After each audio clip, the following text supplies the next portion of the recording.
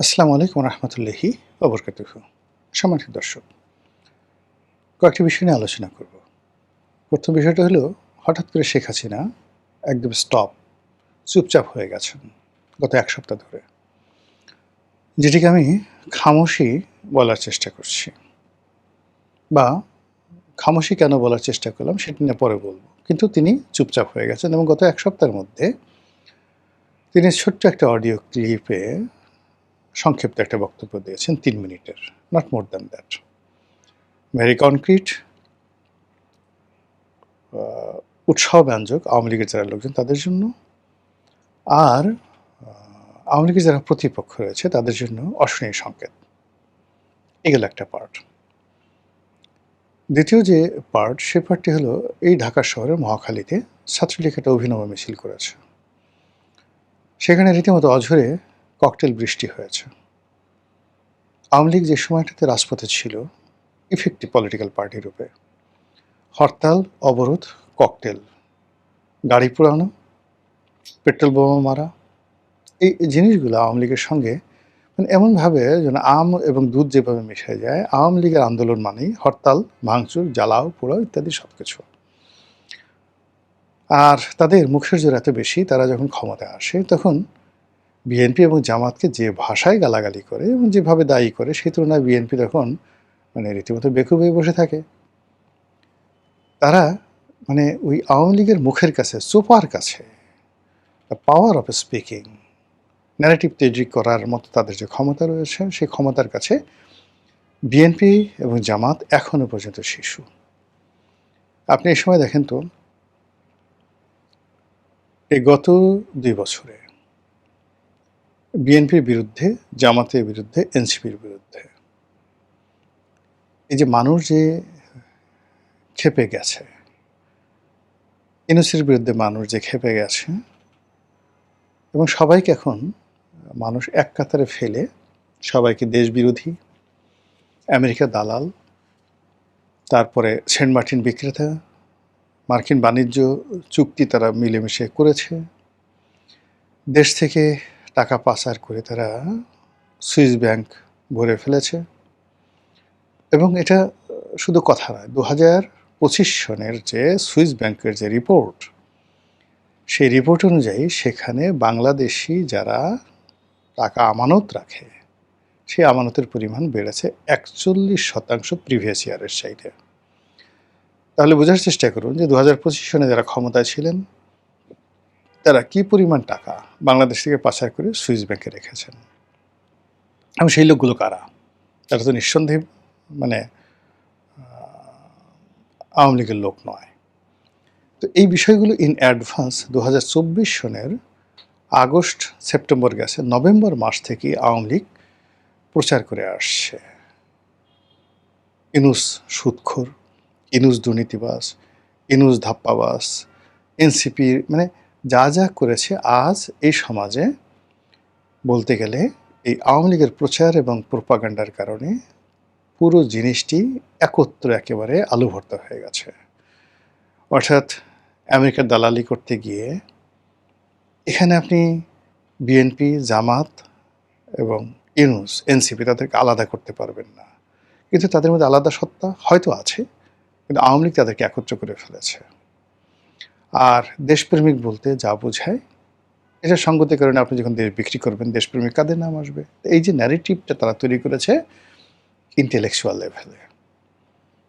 এখন এই ইন্টেলেকচুয়াল লেভেলে দেশে এবং দেশের বাইরে তারা হিন্দুস্তান টাইমসকে ব্যবহার করেছে, আনন্দবাজারকে ব্যবহার করেছে, দ্য হিন্দুকে ব্যবহার করেছে, পাকিস্তানের ডনকে ব্যবহার করেছে, Telegraph, economics, time magazine, new York Times, Washington post, তারপর জার্মানির মানে পত্রিকা, জাপানের পত্রিকা, এরপর লামন্ডে,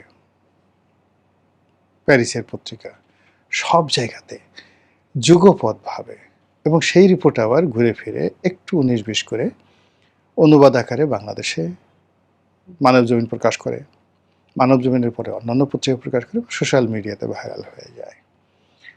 এবং সেখানে তারেক রহমান সাহেব, ইনুস সাহেব থেকে শুরু করে যা শেখ হাসিনা বলে যাচ্ছে, জয় বলে যাচ্ছে, ওগুলোকে ম্যাটেরিয়ালাইজ করে, এই প্রচার করে আজ আওয়ামী লীগ এমন একটা পর্যায়ে চলে আসছে যে তাদের নেতাকর্মী তারা মনে করছে এই কালকে আমরা ক্ষমতায় আসব, আর ক্ষমতায় এসে কাকে ছ্যাঁচা দেব, কাকে গুঁতা দেব, কাকে টাইট দেব।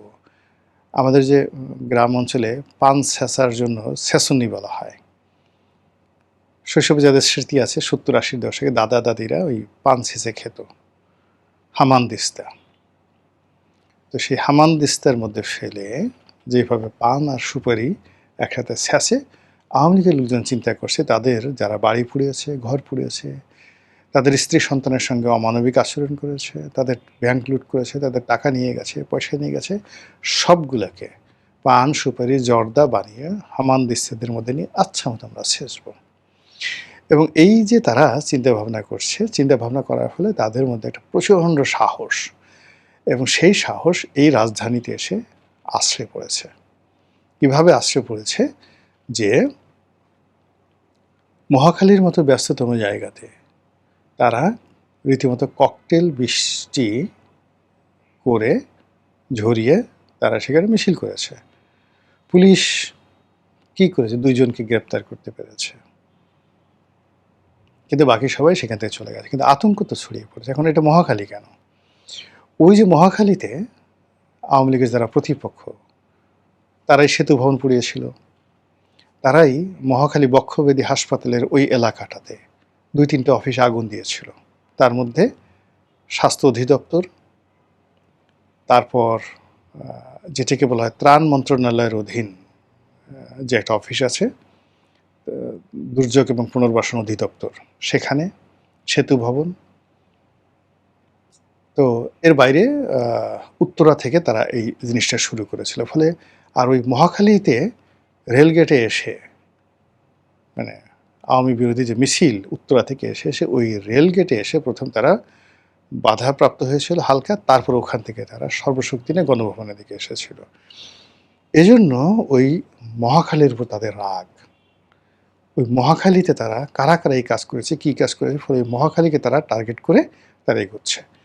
এবং আমাদের রাজনীতিতে মহাখালী কিন্তু অত্যন্ত গুরুত্বপূর্ণ। এই মহাখালীতে বিএনপি কিন্তু বি চৌধুরীকে দাবলানি দিয়েছিল, এবং সেই রেল লাইন দিয়ে বি চৌধুরী, প্রয়াত B Chowdhury, doctor AQM Badruddoza Chowdhury, তার ছেলে মাহিবি চৌধুরী, তারা সেই রেল লাইন দিয়ে, মহাখালী রেল লাইন দিয়ে যেভাবে দৌড় দিয়েছিলেন, এটা একটা ইতিহাস।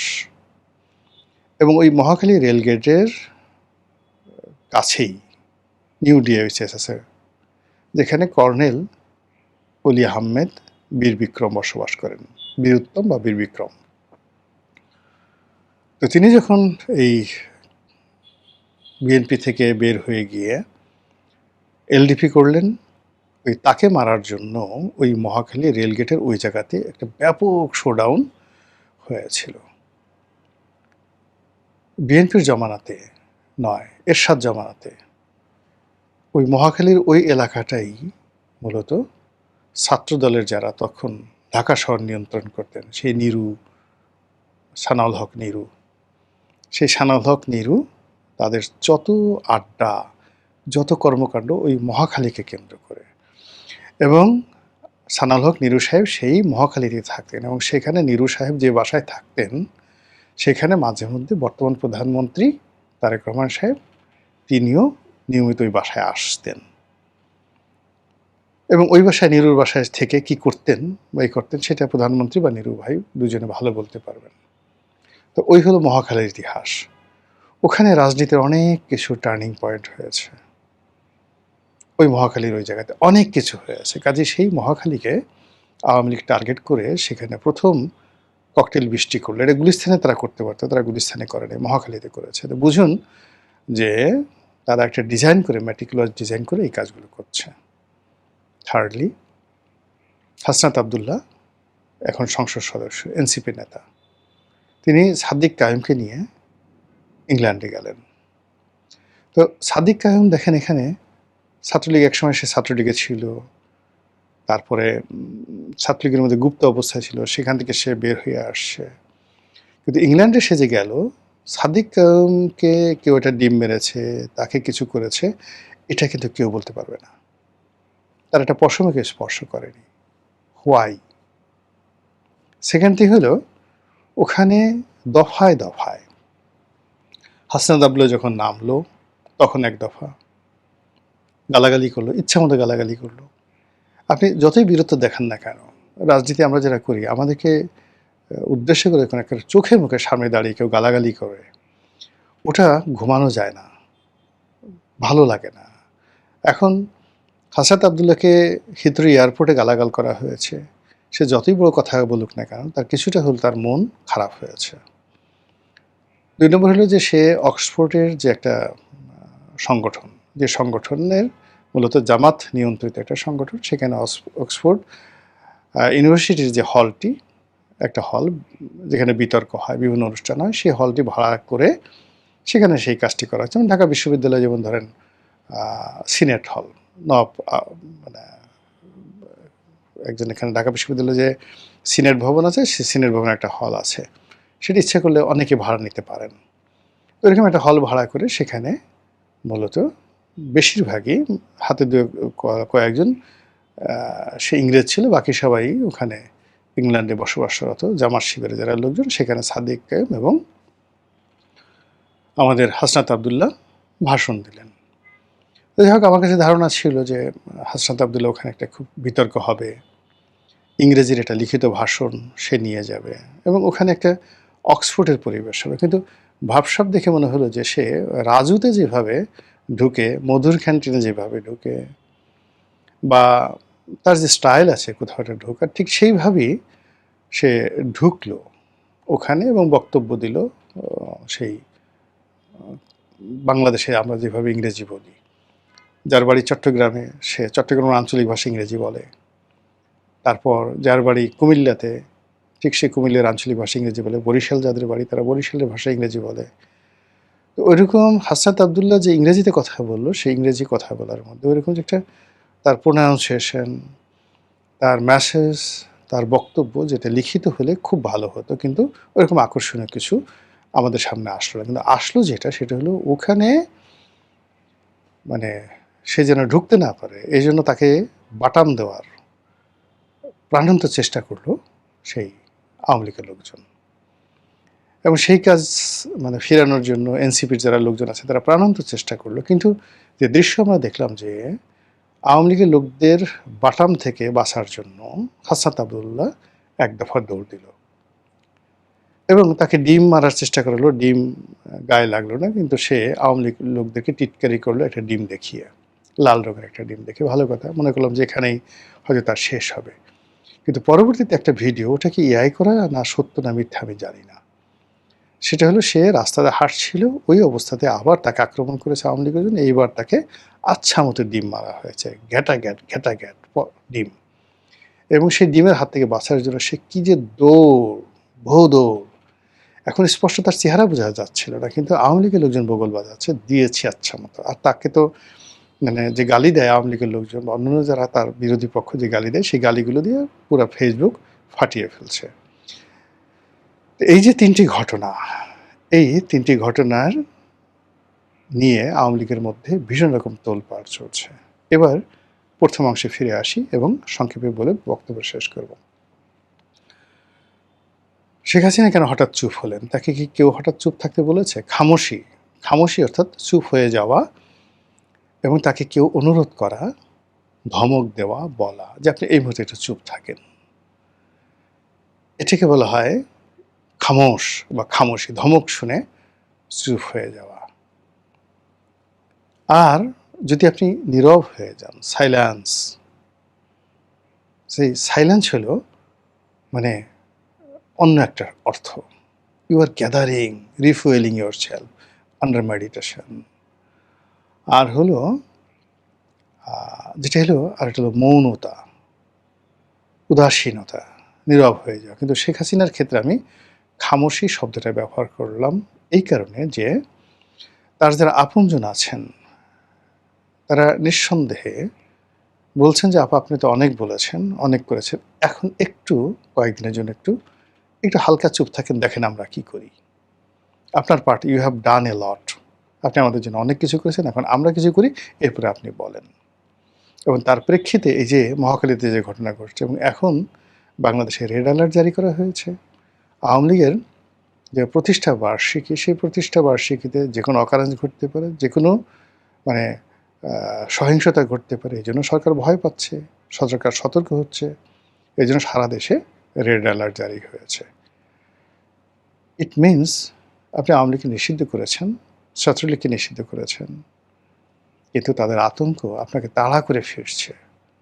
ভূতের চাইতেও বেশি ভয় পাচ্ছেন, সাপের চেয়ে বেশি ভয় পাচ্ছেন, রাক্ষসের চেয়ে বেশি ভয় পাচ্ছেন, খোক্কসের চেয়ে বেশি ভয় পাচ্ছেন। আর এই যে আপনার যে ভয় বা আমাদের যে ভয়, এই ভয়ই আওয়ামী লীগের মধ্যে খুশির নাচন তৈরি করে ফেলেছে। মহান আল্লাহ আমাদের সবাইকে হেদায়েত দান করুন, হেফাজত করুন। আসসালামু আলাইকুম ওয়া রাহমাতুল্লাহি ওয়া বারাকাতুহু।